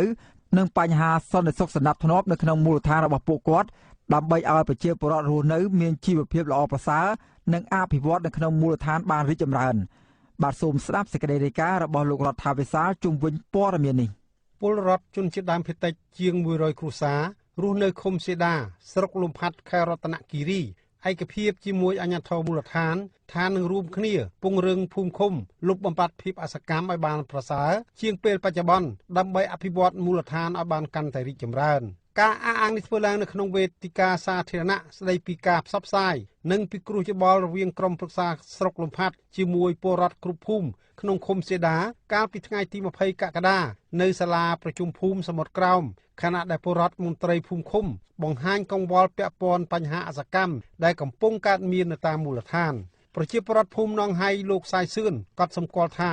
តម្លៃទីផ្សារលក់ចេញកសិផលរបស់កសិករកាន់តែធ្លាក់ចុះជាហេតុធ្វើឲ្យកសិករប្រឈមមុខខាតបង់ប្រាក់រៀងរាល់ឆ្នាំលោកថាអាជ្ញាធរគួរយកចិត្តទុកដាក់ជួយអន្តរាគមន៍ទៅក្រសួងពាក់ព័ន្ធថ្នាក់ជាតិជួយរកទីផ្សារធ្វើយ៉ាងណាពង្រឹងតម្លៃលក់កសិផលរបស់ពលរដ្ឋឲ្យមានស្ថិរភាពរវាងតម្លៃដើមនិងតម្លៃលក់ចេញទើបកសិករជៀសផុតពីវិបត្តិខ្ចីប្រាក់ធនាគារមកពង្រឹងរបរកសិកម្មនេះកសិផលដែលបងប្អូនយើងផលិតបានហើយរកទីផ្សារលក់អត់មានតម្លៃហើយប្រជាជនជាច្រើនដែលគាត់តែងតែនិយាយជាមួយខ្ញុំថាមិនដឹងធ្វើយ៉ាងម៉េចទេបើយើងធ្វើបានគ្រប់គ្នាទីផ្សារលើឈ្មួញកដាលគឺចង់ឲ្យតម្លៃប្រមាណបើយើងមិនលក់ដឹងយកទៅលក់ឯណាចំណែកប្រធានភូមិកែងសាន់លោកញងអង្គួនបង្ហាញថាគ្រូបង្រៀនក្នុងភូមិមិនបានមកបង្រៀនសិស្សតាមកាលវិភាគកំណត់នោះទេគ្រូមួយចំនួនរវល់ធ្វើស្រែចម្ការផ្ទាល់ខ្លួនធ្វើឲ្យសិស្សទៅសាលាហើយគ្មានគ្រូមកបង្រៀនលោកក៏សម្គាល់ថាដោយសារគ្រូអត់វត្តមានច្រើនទើបគុណភាពសិក្សារបស់សិស្សមិនបានប្រសើរគ្រូបង្រៀនវាមានតែស្មោះមែនប៉ុន្តែអត់យកចិត្តទុកដាក់បង្រៀនទេមានធ្វើរៀន100 200ហើយនាយកផ្ទាល់អត់ចូលរៀនទេឲ្យតែកូនក្មេងដូចថាកូនចៅរបស់គាត់ទំឋានៈ2ឋានៈទី2ឋានៈទី3ចូលរៀនដល់អញ្ចឹងខ្ញុំលួចឈួរក្មេងៗថាម៉េចកូនចៅឲ្យរៀនអត់ចេះចំណាំទេថាអត់ទេ ប៉ាគេសរសេរនៅលើក្តារនេះប៉ុន្តែអត់ប្រាប់ថាកបនេះក្រៅពីនេះអ្នកភូមិផ្សេងទៀតក៏បានលើកឡើងពីបញ្ហាល្បែងស៊ីសងក្មេងទំនើងបញ្ហាចុះបញ្ជីដីធ្លីសហគមន៍ជាកម្មសិទ្ធិសមរភាពបញ្ហាផ្លូវធ្វើដំណើរកង្វះមណ្ឌលសុខភាពនិងគ្រូពេទ្យពិនិត្យសុខភាពពលរដ្ឋនិងការអភិរក្សវិស័យទេសចរសហគមន៍ដែលអ្នកភូមិស្នើសុំឲ្យអាជ្ញាធរយកចិត្តទុកដាក់ដោះស្រាយជូនពលរដ្ឋឆ្លើយតបការស្នើសុំរបស់ពលរដ្ឋអធិការរងនគរបាលស្រុកលំផាត់លោកដែនឧត្តរទទួលស្គាល់ថាការអនុវត្តគោលនយោបាយភូមិឃុំមានសុវត្ថិភាពពិតជានៅមានចំណុចខ្វះខាតដែលធ្វើឲ្យប៉ះពាល់ជីវភាពរស់នៅរបស់ពលរដ្ឋក៏ប៉ុន្តែករណីទាំងអស់នេះបណ្ដាលមកពីការមិនទទួលខុសត្រូវរបស់អាជ្ញាធរមូលដ្ឋានខ្លះនិងការមិនសហការពីប្រជាពលរដ្ឋលោកថាការកសាងភូមិឃុំមានសុវត្ថិភាពល្អប្រសើរបានលុះត្រាមានការចូលរួមទាំងមន្ត្រីអាជ្ញាធរនិងពលរដ្ឋទើបការងារនេះសម្រេចបានលទ្ធផលល្អមេភូមិមេឃុំនិងប្រជាពលរដ្ឋទាំងអស់និងសហគមន៍ទាំងអស់សូមឲ្យចូលរួមប្រជាពលរដ្ឋក៏មានសិទ្ធិបង្ក្រាបដូចគ្នាល្បែងស៊ីសងមានដូចគ្នានេះដែរនាយកអនុវិទ្យាល័យសមុទ្រសេដាលោកយូសុសអាប់ឌុលការីមក៏សម្គាល់ថានៅរដូវវស្សាភាគច្រើនគ្រូសាស្ត្រអវត្តមានច្រើនដោយសារគ្រូខ្លះត្រូវធ្វើស្រែចម្ការផ្ទាល់ខ្លួនរីឯសិស្សមួយចំនួនត្រូវជួយធ្វើស្រែចម្ការពុកម្ដាយទើបខកខានមិនមកបង្រៀនឬសិស្សមិនមករៀនលោកទទួលស្គាល់ថានេះជាបញ្ហាអសកម្មប៉ះពាល់ការសិក្សារបស់សិស្សក៏ប៉ុន្តែដំណោះស្រាយគឺនៅពេលវិស្មការខាងមុខនេះសាលានឹងជំរុញឲ្យគ្រូនិងសិស្សមករៀនបំពេញកម្មវិធីសិក្សារបស់សិស្សឡើងវិញគ្រូខ្លះអវត្តមានហួសហេតុពេកនឹងក៏ធ្វើឲ្យជាពលរដ្ឋយើងក្តៅក្រហាយដែរយើងអាចឆ្លៀតនៅពេលរដូវធ្វើស្រែធ្វើចម្ការយើងឆ្លៀតទៅឆ្លៀតបានតែក៏ត្រូវឆ្លៀតមកបង្រៀនផងដែរសូមឲ្យជួយគ្នាទៅវិញទៅមកចំណែកមេឃុំសេដាលោកអង្គប៊ុនធានទទួលស្គាល់ថាកង្វះហេដ្ឋារចនាសម្ព័ន្ធផ្លូវស្ពានដែលសម្រួលការធ្វើដំណើររបស់ពលរដ្ឋជាបញ្ហាសំខាន់ក៏ប៉ុន្តែមូលនិធិអភិវឌ្ឍឃុំដែលថ្នាក់ជាតិបានផ្ដល់ប្រចាំឆ្នាំក្រមប្រឹក្សាឃុំបានដាក់ផែនការធ្វើផ្លូវនៅតំបន់អតិភិបដែលប្រជាពលរដ្ឋប្រើប្រាស់ជាសំខាន់លោកថាបញ្ហាមណ្ឌលសុខភាពនិងការរៀបចំចុះបញ្ជីដីសហគមន៍គឺជាបញ្ហាអតិភិបដែលក្រមប្រឹក្សាឃុំដាក់បញ្ចូលក្នុងកម្មវិធីអភិវឌ្ឍឃុំដោះស្រាយនាអាណត្តិជាប់ឆ្នោតថ្មីនេះធ្វើភូមិនេះរួចហើយធ្វើភូមិនោះទៀតសូមអបអរពុកម៉ែយើងអធិស្ឋានផងបញ្ហាការអភិវឌ្ឍនឹងតែលុយនោះនៅធនាគារនោះទេលុយមូលនិធិឃុំនោះក៏ប៉ុន្តែសូមយកយល់អាជ្ញាធរខេត្តរតនគិរីរៀបចំវេទិកាពិគ្រោះយោបល់រវាងមន្ត្រីមូលដ្ឋាននិងពលរដ្ឋប្រយោជន៍ស្វែងរកដំណោះស្រាយវិជ្ជមានឆ្លើយតបទៅនឹងកង្វល់និងផលលំបាកដែលកើតមានចំពោះពលរដ្ឋនៅគ្រប់ឃុំសង្កាត់ដែលជាផ្នែកអនុវត្តគោលនយោបាយភូមិឃុំមានសុវត្ថិភាពឲ្យមានលទ្ធផលវិជ្ជមានរបាយការណ៍របស់អាជ្ញាធរឃុំសេដាឲ្យដឹងថាចាប់ពីដើមឆ្នាំ2017រហូតបច្ចុប្បន្នភាពអសកម្មដែលកើតមានក្នុងឃុំមាន38ករណីនិងមានមនុស្សម្នាក់ស្លាប់ក្នុងនោះអំពើហិង្សាក្នុងគ្រួសារមាន3ករណីសកម្មភាពលួចក្របី2ករណីលួចទ្រព្យសម្បត្តិ1ករណីនិងបញ្ហាក្មេងទំនើង30ករណីទោះបីយ៉ាងណាក៏ដោយអភិបាលស្រុកលំផាត់លោកនូថេថ្លែងថាអាជ្ញាធរត្រូវបំពេញតួនាទីជាអ្នកបម្រើរាជឲ្យបានពេញលេញជាពិសេសអនុវត្តគោលនយោបាយភូមិឃុំមានសុវត្ថិភាពឲ្យមានប្រសិទ្ធភាពការពារសន្តិសុខសណ្ដាប់ធ្នាប់និងរៀបចំការអភិវឌ្ឍនៅមូលដ្ឋានជូនពលរដ្ឋលោកអំពាវនាវឲ្យប្រជាពលរដ្ឋសហការជាមួយអាជ្ញាធររួមគ្នាអភិវឌ្ឍមូលដ្ឋានរស់នៅរបស់ពលរដ្ឋឲ្យបានកាន់តែរីកចម្រើនខ្ញុំរដ្ឋាវិសាលអាស៊ីសេរីរាយការណ៍ពីខេត្តរតនគិរី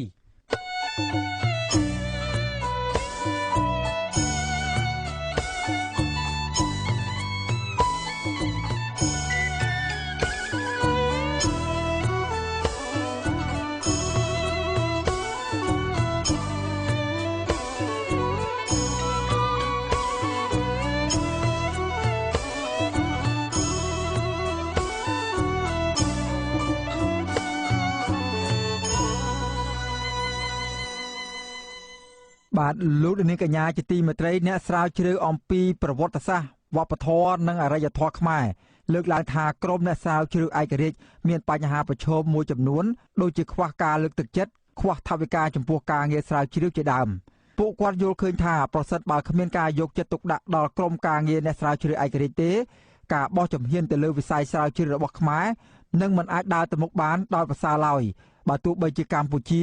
មានក្រុមអ្នកស្រាវជ្រាវវ័យក្មេងប្រកបដោយសក្តានុពលយ៉ាងណាក៏ដោយបាទលោកសូតសុប្រាថ្នារាយការណ៍ជុំវិញបញ្ហានេះអ្នកស្រាវជ្រាវអំពីប្រវត្តិសាស្ត្រវប្បធម៌និងអរិយធម៌ខ្មែរព្រមទាំងអ្នកស្រាវជ្រាវអំពីការអភិវឌ្ឍសង្គមស្នើឲ្យរាជរដ្ឋាភិបាលគិតគូរដល់ក្រុមអ្នកស្រាវជ្រាវឯករាជ្យទាំងកិច្ចការស្រាវជ្រាវនិងជីវភាពរស់នៅរបស់ពួកគាត់ឲ្យបានប្រសើរដើម្បីជាប្រយោជន៍រួមចំណែកដល់សង្គមជាតិសាស្ត្រាចារ្យផ្នែកសិលាចារឹកសាស្ត្រនិងប្រវត្តិសាស្ត្រខ្មែរនិងតំបន់អាស៊ីអាគ្នេយ៍ នៅសាកលវិទ្យាល័យភូមិន្ទភ្នំពេញលោកវង្សសុធិរាមានប្រសាសន៍ថាអាចដោយសារតែប្រទេសកម្ពុជាទើបងើបផុតពីសង្គ្រាមទើបបានជាការងារស្រាវជ្រាវនៅមិនទាន់មានអ្នកផ្ដល់តម្លៃឬលើកទឹកចិត្តបន្ថែមពីនេះកន្លងមកស្ថាប័នពាក់ព័ន្ធនៅមិនទាន់មានកញ្ចប់ថវិកាណាមួយច្បាស់លាស់សម្រាប់បោះទុនទៅលើការងារស្រាវជ្រាវនិងជីវិតអ្នកស្រាវជ្រាវឯករាជ្យទេលោកបញ្ជាក់ថាទើបតែនៅឆ្នាំ2017ខាងក្រសួងអប់រំបានផ្ដល់កញ្ចប់ថវិកាមួយចំនួនដល់សាកលវិទ្យាល័យភូមិន្ទភ្នំពេញលើគម្រោងស្រាវជ្រាវផ្សេងៗហើយសាស្ត្រាចារ្យមួយចំនួនក៏បានសរសេរគម្រោងស្នើសុំថវិកាទាំងនោះសម្រាប់ការស្រាវជ្រាវរបស់ខ្លួនដែរ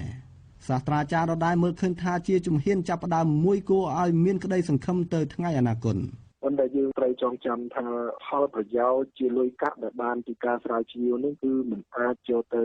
ចិញ្ចឹមជីវិតឲ្យរស់បានស្រួលទេអានឹងជារឿងពិតនៅស្រុកណាក៏ដោយហើយអ្វីដែលអាចចិញ្ចឹមជីវភាពបានហើយដែលអាចមិនធ្វើឲ្យអ្នកដែលជាបញ្ញវន្តនឹងបន្តការស្រាវជ្រាវរហូតដល់ជីវិតបានហ្នឹងពីព្រោះតែគាត់ខ្លាយទៅជាសមាជិកនៃគេហៅថាស្ថាប័នវិជាការជាន់ខ្ពស់ឬក៏គរុសភាណាមួយដែលមានប្រាក់ខែនឹងខ្ពស់សមរម្យហើយអង្គភាពនឹងឯងតម្រូវឲ្យគេធ្វើការស្រាវជ្រាវជាប្រចាំនិងនឹងបានការធ្វើទៅរួចតាក់ទងការងារនឹងជីវិតអ្នកស្រាវជ្រាវនេះដែរកាលពីថ្ងៃទី29ខែមិថុនាអ្នកសិក្សាស្រាវជ្រាវនឹងជាអ្នកនិពន្ធសៀវភៅជាច្រើនស្ដីពីប្រវត្តិសាស្ត្រប្រទេសកម្ពុជាជនជាតិអាមេរិកម្នាក់គឺលោកបណ្ឌិត Michael Vickery បានទទួលមរណភាពដោយរោគគាពៀនក្នុងជនមានអាយុជាង80ឆ្នាំនៅស្រុកឯកភ្នំខេត្តបាត់ដំបងនៅផ្ទះអតីតប្អូនថ្លៃរបស់លោកជីវិតចុងក្រោយរបស់លោកគឺគ្មានសល់អ្វីទាល់តែសោះក្រៅពីស្នាដៃស្រាវជ្រាវជាច្រើនដែលបានបន្សល់ទុកដល់កូនខ្មែរជំនាន់ក្រោយប្រហែលដោយសារការមិនយកចិត្តទុកដាក់ឬមិនឲ្យតម្លៃដល់ក្រុមអ្នកស្រាវជ្រាវនេះហើយទើបជីវិតចុងក្រោយរបស់លោកបណ្ឌិត Michael Vickery ត្រូវរស់នៅតោកយ៉ាសម្បីពេលធ្វើដំណើរពីស្រុកថៃមកកាន់ប្រទេសកម្ពុជា2ខែមុនពេលលោកស្លាប់នៅពេលលោកចុះពីយន្តហោះនៅសល់លុយប្រមាណ 10000 រៀលក្នុងខ្លួនប៉ុណ្ណោះហើយត្រូវបានមន្ត្រីអន្តរប្រវេសន៍ឃាត់លោកពីព្រោះតែមិនមានប្រាក់សម្រាប់បង់ថ្លៃវីសាមិនមែនជាជនជាតិខ្មែរប៉ុន្តែលោកប្រាថ្នាសូមឲ្យស្លាប់នៅលើទឹកដីខ្មែរជាជនជាតិអាមេរិកកាំងដែលបានចំណាយពេលវេលាជាច្រើនរស់នៅនិងស្រាវជ្រាវអំពីប្រវត្តិសាស្ត្រតំបន់អាស៊ីអាគ្នេយ៍ពិសេសប្រទេសកម្ពុជាស្នាដៃទាំងនោះសម្រាប់ក្មេងជំនាន់ក្រោយបានជាគំនិតដើម្បីគិតពិចារណាលើការស្រាវជ្រាវរបស់ខ្លួនបន្ថែមទៀតអត្ថបទរបស់អ្នកស្រាវជ្រាវជនជាតិអាមេរិករូបនេះមិនត្រឹមតែជួយជាប្រភពមួយយ៉ាងសំខាន់សម្រាប់ខ្មែរប៉ុណ្ណោះទេប៉ុន្តែក៏ជាប្រភពមួយសំខាន់ដែលនាំឲ្យបរទេសជាច្រើនបានស្គាល់អំពីវប្បធម៌អរិយធម៌របស់ប្រទេសកម្ពុជាតាមរយៈស្នាដៃរបស់លោកដែរការបាត់បង់ជីវិតរបស់លោកបណ្ឌិត Michael Vickery ធ្វើឲ្យអ្នកស្រាវជ្រាវខ្មែរមួយចំនួនយល់ថាជាការបាត់បង់ធនធានមនុស្សមួយដ៏សំខាន់លោកវង្សសុធិរាបញ្ជាក់ថាលក្ខណៈពិសេសរបស់លោក Michael Vickery គឺលោកចេះភាសាខ្មែរយ៉ាងច្បាស់ពិសេសចេះអានសិលាចារឹកខ្មែរតាំងពីសម័យបុរាណរហូតដល់សម័យថ្មីទៀតផងលោកថាស្នាដៃរបស់គាត់ចំពោះប្រទេសកម្ពុជាដូចជាការនិពន្ធសៀវភៅស្ដីពីប្រវត្តិសាស្ត្រខ្មែរសម័យក្រោយអង្គរសៀវភៅនិយាយអំពីប្រទេសកម្ពុជាចន្លោះឆ្នាំ1975ដល់ឆ្នាំ1982បន្ថែមពីនេះសៀវភៅនិយាយអំពីនយោបាយសេដ្ឋកិច្ចនិងសង្គមមុនសម័យអង្គរនៅសតវត្សទី7និងទី8ព្រមទាំងស្នាដៃជាច្រើនមួយចំនួនទៀតប្រធានមូលនិធិកេរដំណែលខ្មែរបណ្ឌិតចិនច័ន្ទរតនាបានលើកឡើងនៅក្នុងគេហទំព័រ Facebook របស់ខ្លួនកាលពីថ្ងៃទី19កក្កដាថាអ្វីដែលជាក្តីកង្វល់សម្រាប់អ្នកស្រាវជ្រាវជាតិនាពេលបច្ចុប្បន្នគឺខ្វះការលើកទឹកចិត្តនិងផ្ដល់តម្លៃដល់អ្នកស្រាវជ្រាវជាតិព្រមទាំងខ្វះថវិកាសម្រាប់ការងារស្រាវជ្រាវផ្នែកវប្បធម៌និងប្រវត្តិសាស្ត្រមិនតែប៉ុណ្ណោះអ្នកស្រាវជ្រាវឯករាជ្យមិនត្រូវបានផ្ដល់ឱកាសឲ្យចូលរួមក្នុងគម្រោងស្រាវជ្រាវទេកង្វះមូលនិធិជាតិទ្រទ្រង់ការស្រាវជ្រាវម្យ៉ាងធនធានមនុស្សមិនត្រូវបានយកមកប្រើប្រាស់ឲ្យចំគោលដៅជាដើមលោកស្នើឲ្យប្រមុខរាជរដ្ឋាភិបាលនិងស្ថាប័នពាក់ព័ន្ធមេត្តាពិនិត្យចំណុចទាំងនេះដើម្បីលើកទឹកចិត្តនិងជំរុញដល់អ្នកស្រាវជ្រាវជាតិចូលរួមសកម្មភាពក្នុងការងាររបស់ខ្លួនជាប្រយោជន៍ដល់សង្គមជាតិទាក់ទងបញ្ហានេះអ្នកនាំពាក្យក្រសួងអប់រំយុវជននិងកីឡាលោករស់សាលីនមានប្រសាសន៍នៅថ្ងៃទី22កក្កដាថាការស្រាវជ្រាវនៅក្នុងក្របខ័ណ្ឌក្រសួងអប់រំគឺមានកញ្ចប់ថវិកាសម្រាប់ទ្រទ្រង់ការស្រាវជ្រាវទាំងនោះចំណែកការស្រាវជ្រាវលក្ខណៈឯកជនខាងក្រសួងមិនមានកញ្ចប់ថវិកាផ្ដល់ជូនទេប៉ុន្តែក្រសួងចូលរួមលើកទឹកចិត្តតាមរយៈរៀបចំកម្មវិធីផ្សេងៗដូចជាតាំងពីពណ៌សៀវភៅឬបង្កើតជាទិវាអំណានដើម្បីរកទីផ្សារសម្រាប់ពួកគាត់លើពីនេះបើកទូលាយដល់ពួកគេអាចស្វែងរកស្ថាប័នដៃគូដើម្បីឧបត្ថម្ភដល់ការងាររបស់ខ្លួនមួយបែបទៀតក្រសួងក៏បើកទូលាយដល់ការបង្ហាញស្នាដៃស្រាវជ្រាវរបស់ពួកគេទៅកាន់សាធារណជនជាដើមអនុ ញ្ញាតឲ្យអ្នកស្រាវជ្រាវទាំងឡាយក៏មានឱកាសក្នុងការបញ្ចេញស្នាដៃបញ្ចេញជាផលិតផលមានន័យថាភៅជាអត្ថបទដែលគាត់ស្រាវជ្រាវបានដើម្បីយកទៅបង្ហាញតាមរយៈការបើកផ្លូវតាមរយៈការជួយធ្វើ marketing ហើយវាជាការជួយរកទីផ្សារជួយឲ្យអតិថិជនជួយឲ្យអ្នកអាននឹងឃើញក្នុងទស្សនវិជ្ជាធំមួយដែរបើលទ្ធភាពពួកគាត់នឹងអាចស្វែងរកផលប្រយោជន៍ពីការលក់ស្នាដៃរបស់គាត់បាទ អ្នកឃ្លាំមើលការអភិវឌ្ឍសង្គមលោកបណ្ឌិតមាសនីក៏សម្គាល់ថាអ្នកស្រាវជ្រាវមានពីរប្រភេទទី1គឺក្រុមអ្នកស្រាវជ្រាវឯករាជ្យដែលអាចផ្ដល់ព័ត៌មានយុត្តិធម៌គ្មានភាពលំអៀងនិងក្រុមអ្នកស្រាវជ្រាវដែលផ្ដល់ព័ត៌មានសម្រាប់អ្នកនយោបាយណាមួយលោកថាប្រសិនបើក្រុមអ្នកស្រាវជ្រាវសម្រាប់អ្នកនយោបាយគឺគេមិនខ្វះទេថវិកាសម្រាប់ធ្វើការងាររបស់ខ្លួនប៉ុន្តែសម្រាប់អ្នកស្រាវជ្រាវឯករាជ្យវិញវាសនារបស់គាត់ចុងក្រោយក៏មិនខុសអ្វីពីលោកបណ្ឌិត Michael Vickery ដែរម្យ៉ាងទទួលការរើសអើងពីអ្នកនយោបាយនិងលាបពណ៌ថែមទៀតផងចឹងការខ្វះខាតនៃការជួយគ្រប់គ្រងផ្នែកការស្រាវជ្រាវមួយធ្វើឲ្យប្រព័ន្ធគ្រប់គ្រងនោះទទួលព័ត៌មានអត់ពិតបានន័យថាយើងទទួលតែព័ត៌មានណាដែលកុហកតគ្នាចឹងទៅយើងយកទៅតែដល់ពេលយើងទៅរៀបផែនការសម្រាប់ឆ្លើយតបគឺខុសលោកបណ្ឌិតមាសនីយល់ថាដើម្បីចូលរួមចំណែកដល់ការអភិវឌ្ឍជាតិពិតប្រាកដក៏បីលើកទឹកចិត្តដល់ក្រុមអ្នកស្រាវជ្រាវឯករាជ្យឲ្យផែនការអភិវឌ្ឍត្រូវប្រើរបាយការណ៍អ្នកស្រាវជ្រាវជាក់លាក់ជាជាងការប្រើប្រាស់របាយការណ៍តាមខ្សែបណ្ដោយដែលធ្វើឲ្យការងារអភិវឌ្ឍជាតិមិនមានប្រសិទ្ធភាពខ្ញុំបានសោតសុខប្រាថ្នាអាស៊ីសេរីពីខេត្តកំពង់ចាម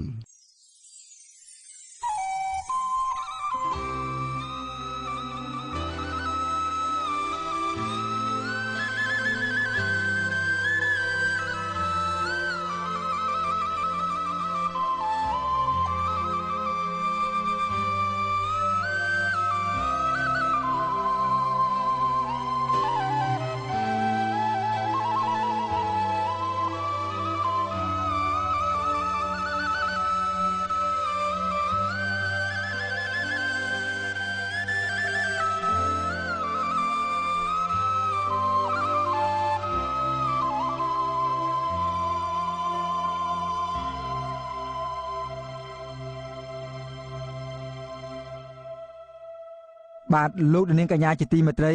អាស៊ីសេរីនឹងរៀបចំវគ្គបណ្ដុះបណ្ដាលពិសេសខ្លីមួយចំពោះនិស្សិតស្ត្រីចំនួន20នាក់ដែលចាប់អារម្មណ៍អាជីពសារព័ត៌មានផ្នែកទូរទស្សន៍បានរៀនសូត្រនិងដកស្រង់បទពិសោធន៍ពីអ្នកបម្រើការងារផ្ទាល់ក្នុងវិស័យនេះវគ្គបណ្ដុះបណ្ដាលនេះមានរយៈពេល15ថ្ងៃគឺចាប់ពីថ្ងៃទី9ខែសីហាដល់ថ្ងៃទី13ខែសីហាខាងមុខពីម៉ោង7ព្រឹកដល់ម៉ោង9ព្រឹកតាមរយៈវគ្គសិក្សានេះសិក្ខាកាមនឹងបានយល់អំពីទូនាទីសារព័ត៌មាននៅក្នុងដំណើរការប្រជាធិបតេយ្យក្រមសីលធម៌គោលការណ៍វិជ្ជាជីវៈនិងវិធីសាស្ត្រសរសេរសេចក្តីរាយការណ៍ផ្សេងៗរួមមានព័ត៌មានខ្លីព័ត៌មានពិស្ដារបទវិភាគនិងប្រភេទអត្ថបទផ្សេងៗទៀតសម្រាប់វិទ្យុនិងទូរទស្សន៍លើសពីនេះអាស៊ីសេរីនឹងផ្ដល់ឱកាសធ្វើកម្មសិក្សាផ្នែកទូរទស្សន៍ដល់សិក្ខាកាមឆ្នើមចំនួន4នាក់ដែលចាប់អារម្មណ៍ចង់ដកបទពិសោធន៍ការងារផ្ទាល់នៅអាស៊ីសេរីរយៈពេល3ខែឡើងទៅ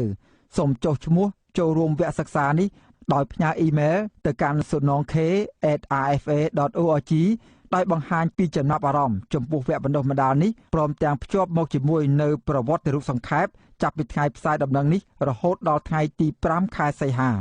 ព័ត៌មានបន្ថែមសូមហៅទៅកាន់លេខ012 413 779បាទសូមអរគុណ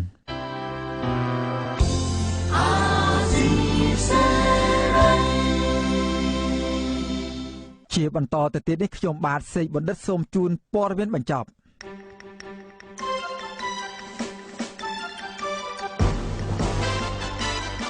អាជ្ញាធរក្រុងសៀមរាបឃាត់ខ្លួនមនុស្ស2នាក់កាលពីថ្ងៃសៅរ៍ម្សិលមិញទាក់ទងនឹងការផ្សព្វផ្សាយព័ត៌មានមិនពិតតាមបណ្ដាញសង្គម Facebook ថាមានយន្តហោះធ្លាក់នៅខេត្តសៀមរាបអ្នកទាំងពីរនាក់នោះមានបរិសម្នាក់និងស្ត្រីម្នាក់ធ្វើការនៅក្រុមហ៊ុនអាកាសចរមួយឈ្មោះ Sky Angkor Airlines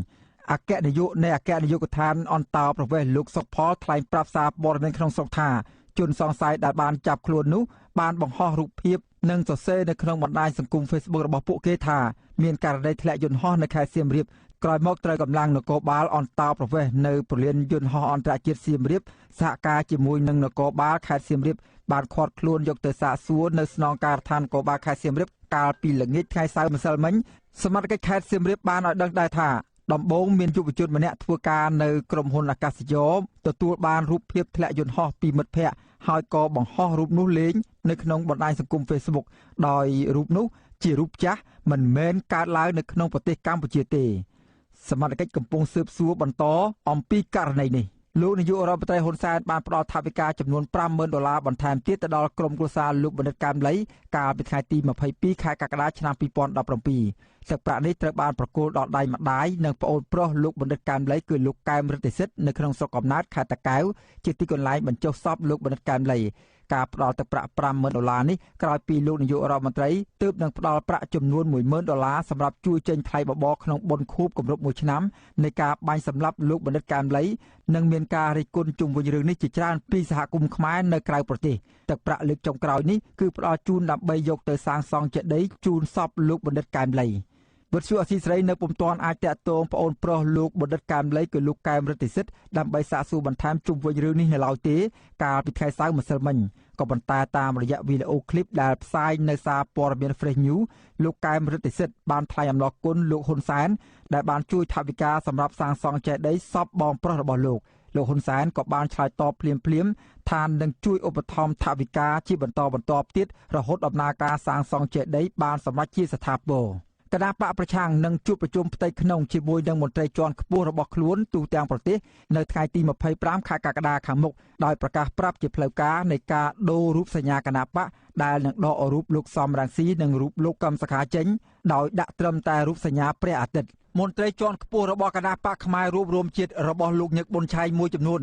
បានទៅចូលរួមជាមួយនឹងគណៈបករាជានិយមហ៊ុនស៊ិពេចរបស់សម្ដេចក្រមព្រះនរោត្តម រណរដ្ឋការសម្រេចត្រឡប់ទៅចូលរួមជាមួយនឹងគណៈបកចាស់វិញនេះក្រោយពីគណៈបកប្រជាជនកម្ពុជាបានផ្ដាច់សម្ព័ន្ធភាពជាមួយនឹងលោកញឹកប៊ុនឆៃអនុប្រធានគណៈបកហ៊ុនស៊ិពេចលោកញៀបប៊ុនចិនបានឲ្យអាស៊ីសេរីដឹងកាលពីម្សិលមិញថាព្រះអង្គម្ចាស់នរោត្តម រណរដ្ឋសពរិទ្ធហរតីស្វាគមន៍អ្នកទាំងនោះហើយបានអំពាវនាវឲ្យអតីតកូនចៅរបស់ទ្រង់ទាំងអស់វិលមកចូលរួមនៅក្នុងជីវភាពនយោបាយជាមួយនឹងគណៈបករាជានិយមហ៊ុនស៊ិពេចដោយកាលពីអតីតកាលឡើងវិញអាស៊ីសេរីនៅមិនទាន់អាចតាក់ទងលោកញឹកប៊ុនឆៃដើម្បីបញ្ជាក់អំពីរឿងនេះបាននៅឡើយកាលពីថ្ងៃទី22ខែកក្កដាគណៈបកប្រជាជនកម្ពុជាបានផ្ដាច់សម្ព័ន្ធភាពជាមួយលោកញឹកប៊ុនឆៃប្រធានគណៈបករួបរวมជាតិនិងបញ្ចប់មុខតំណែងមន្ត្រីគណៈបកនេះដែលមានឋានៈជាទីប្រឹក្សារដ្ឋាភិបាលជាច្រើនអ្នកប្រធានគណៈបកផ្នែករួបរวมជាតិលោកញឹកប៊ុនឆៃរងការចោទប្រកាន់ថាបានលួចតាក់ទងដោយសម្ងាត់តាមទូរស័ព្ទជាមួយលោកអេងឆៃអៀងអនុប្រធានគណៈបកសង្គ្រោះជាតិក្នុងអំឡុងពេលបោះឆ្នោតក្រុមប្រឹក្សាឃុំសង្កាត់កន្លងទៅក៏ប៉ុន្តែលោកញឹកប៊ុនឆៃបានបដិសេធថារឿងនេះពុំមែនជាការពិតទេ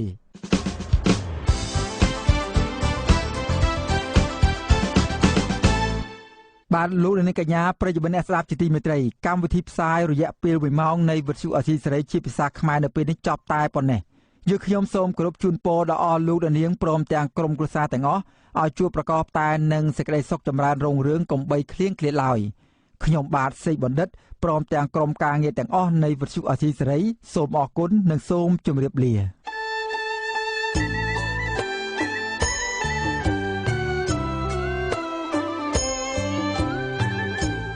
វិទ្យុអាស៊ីសេរីផ្សាយតាមរយៈរលកធាតុអាកាសខ្លីឬ Shortwave តាមកម្រិតនិងកម្ពស់ដូចតទៅនេះ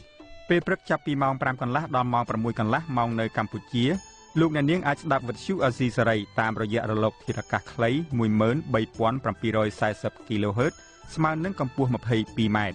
ពេលយប់ចាប់ពីម៉ោង 7 កន្លះដល់ម៉ោង 8 កន្លះតាមរយៈរលកធាតុអាកាសខ្លី 12140 kHz ស្មើនឹងកម្ពស់ 25m លោកអ្នកនាងក៏អាចស្ដាប់ការផ្សាយផ្ទាល់របស់វិទ្យុអាស៊ីសេរីតាមប្រព័ន្ធអ៊ីនធឺណិតដោយចូលទៅកាន់គេហទំព័រ www.rfa.org/ ខ្មែរក្រៅពីនេះលោកអ្នកនាងក៏អាចអាននិងទស្សនាព័ត៌មានវិទ្យុអាស៊ីសេរីលើទូរស័ព្ទដៃរបស់លោកអ្នកផ្ទាល់សូមលោកអ្នកនាងចូលទៅកាន់បណ្ដាញសង្គម Facebook ដែលមានអាសយដ្ឋាន www.facebook.com/rfa cambodia និង YouTube www.youtube.com/rfa khmer video ក្រៅពីនេះលោកអ្នកនាងក៏អាចអាននិងទស្សនាព័ត៌មានវិទ្យុអាស៊ីសេរីលើទូរស័ព្ទដៃរបស់លោកអ្នកផ្ទាល់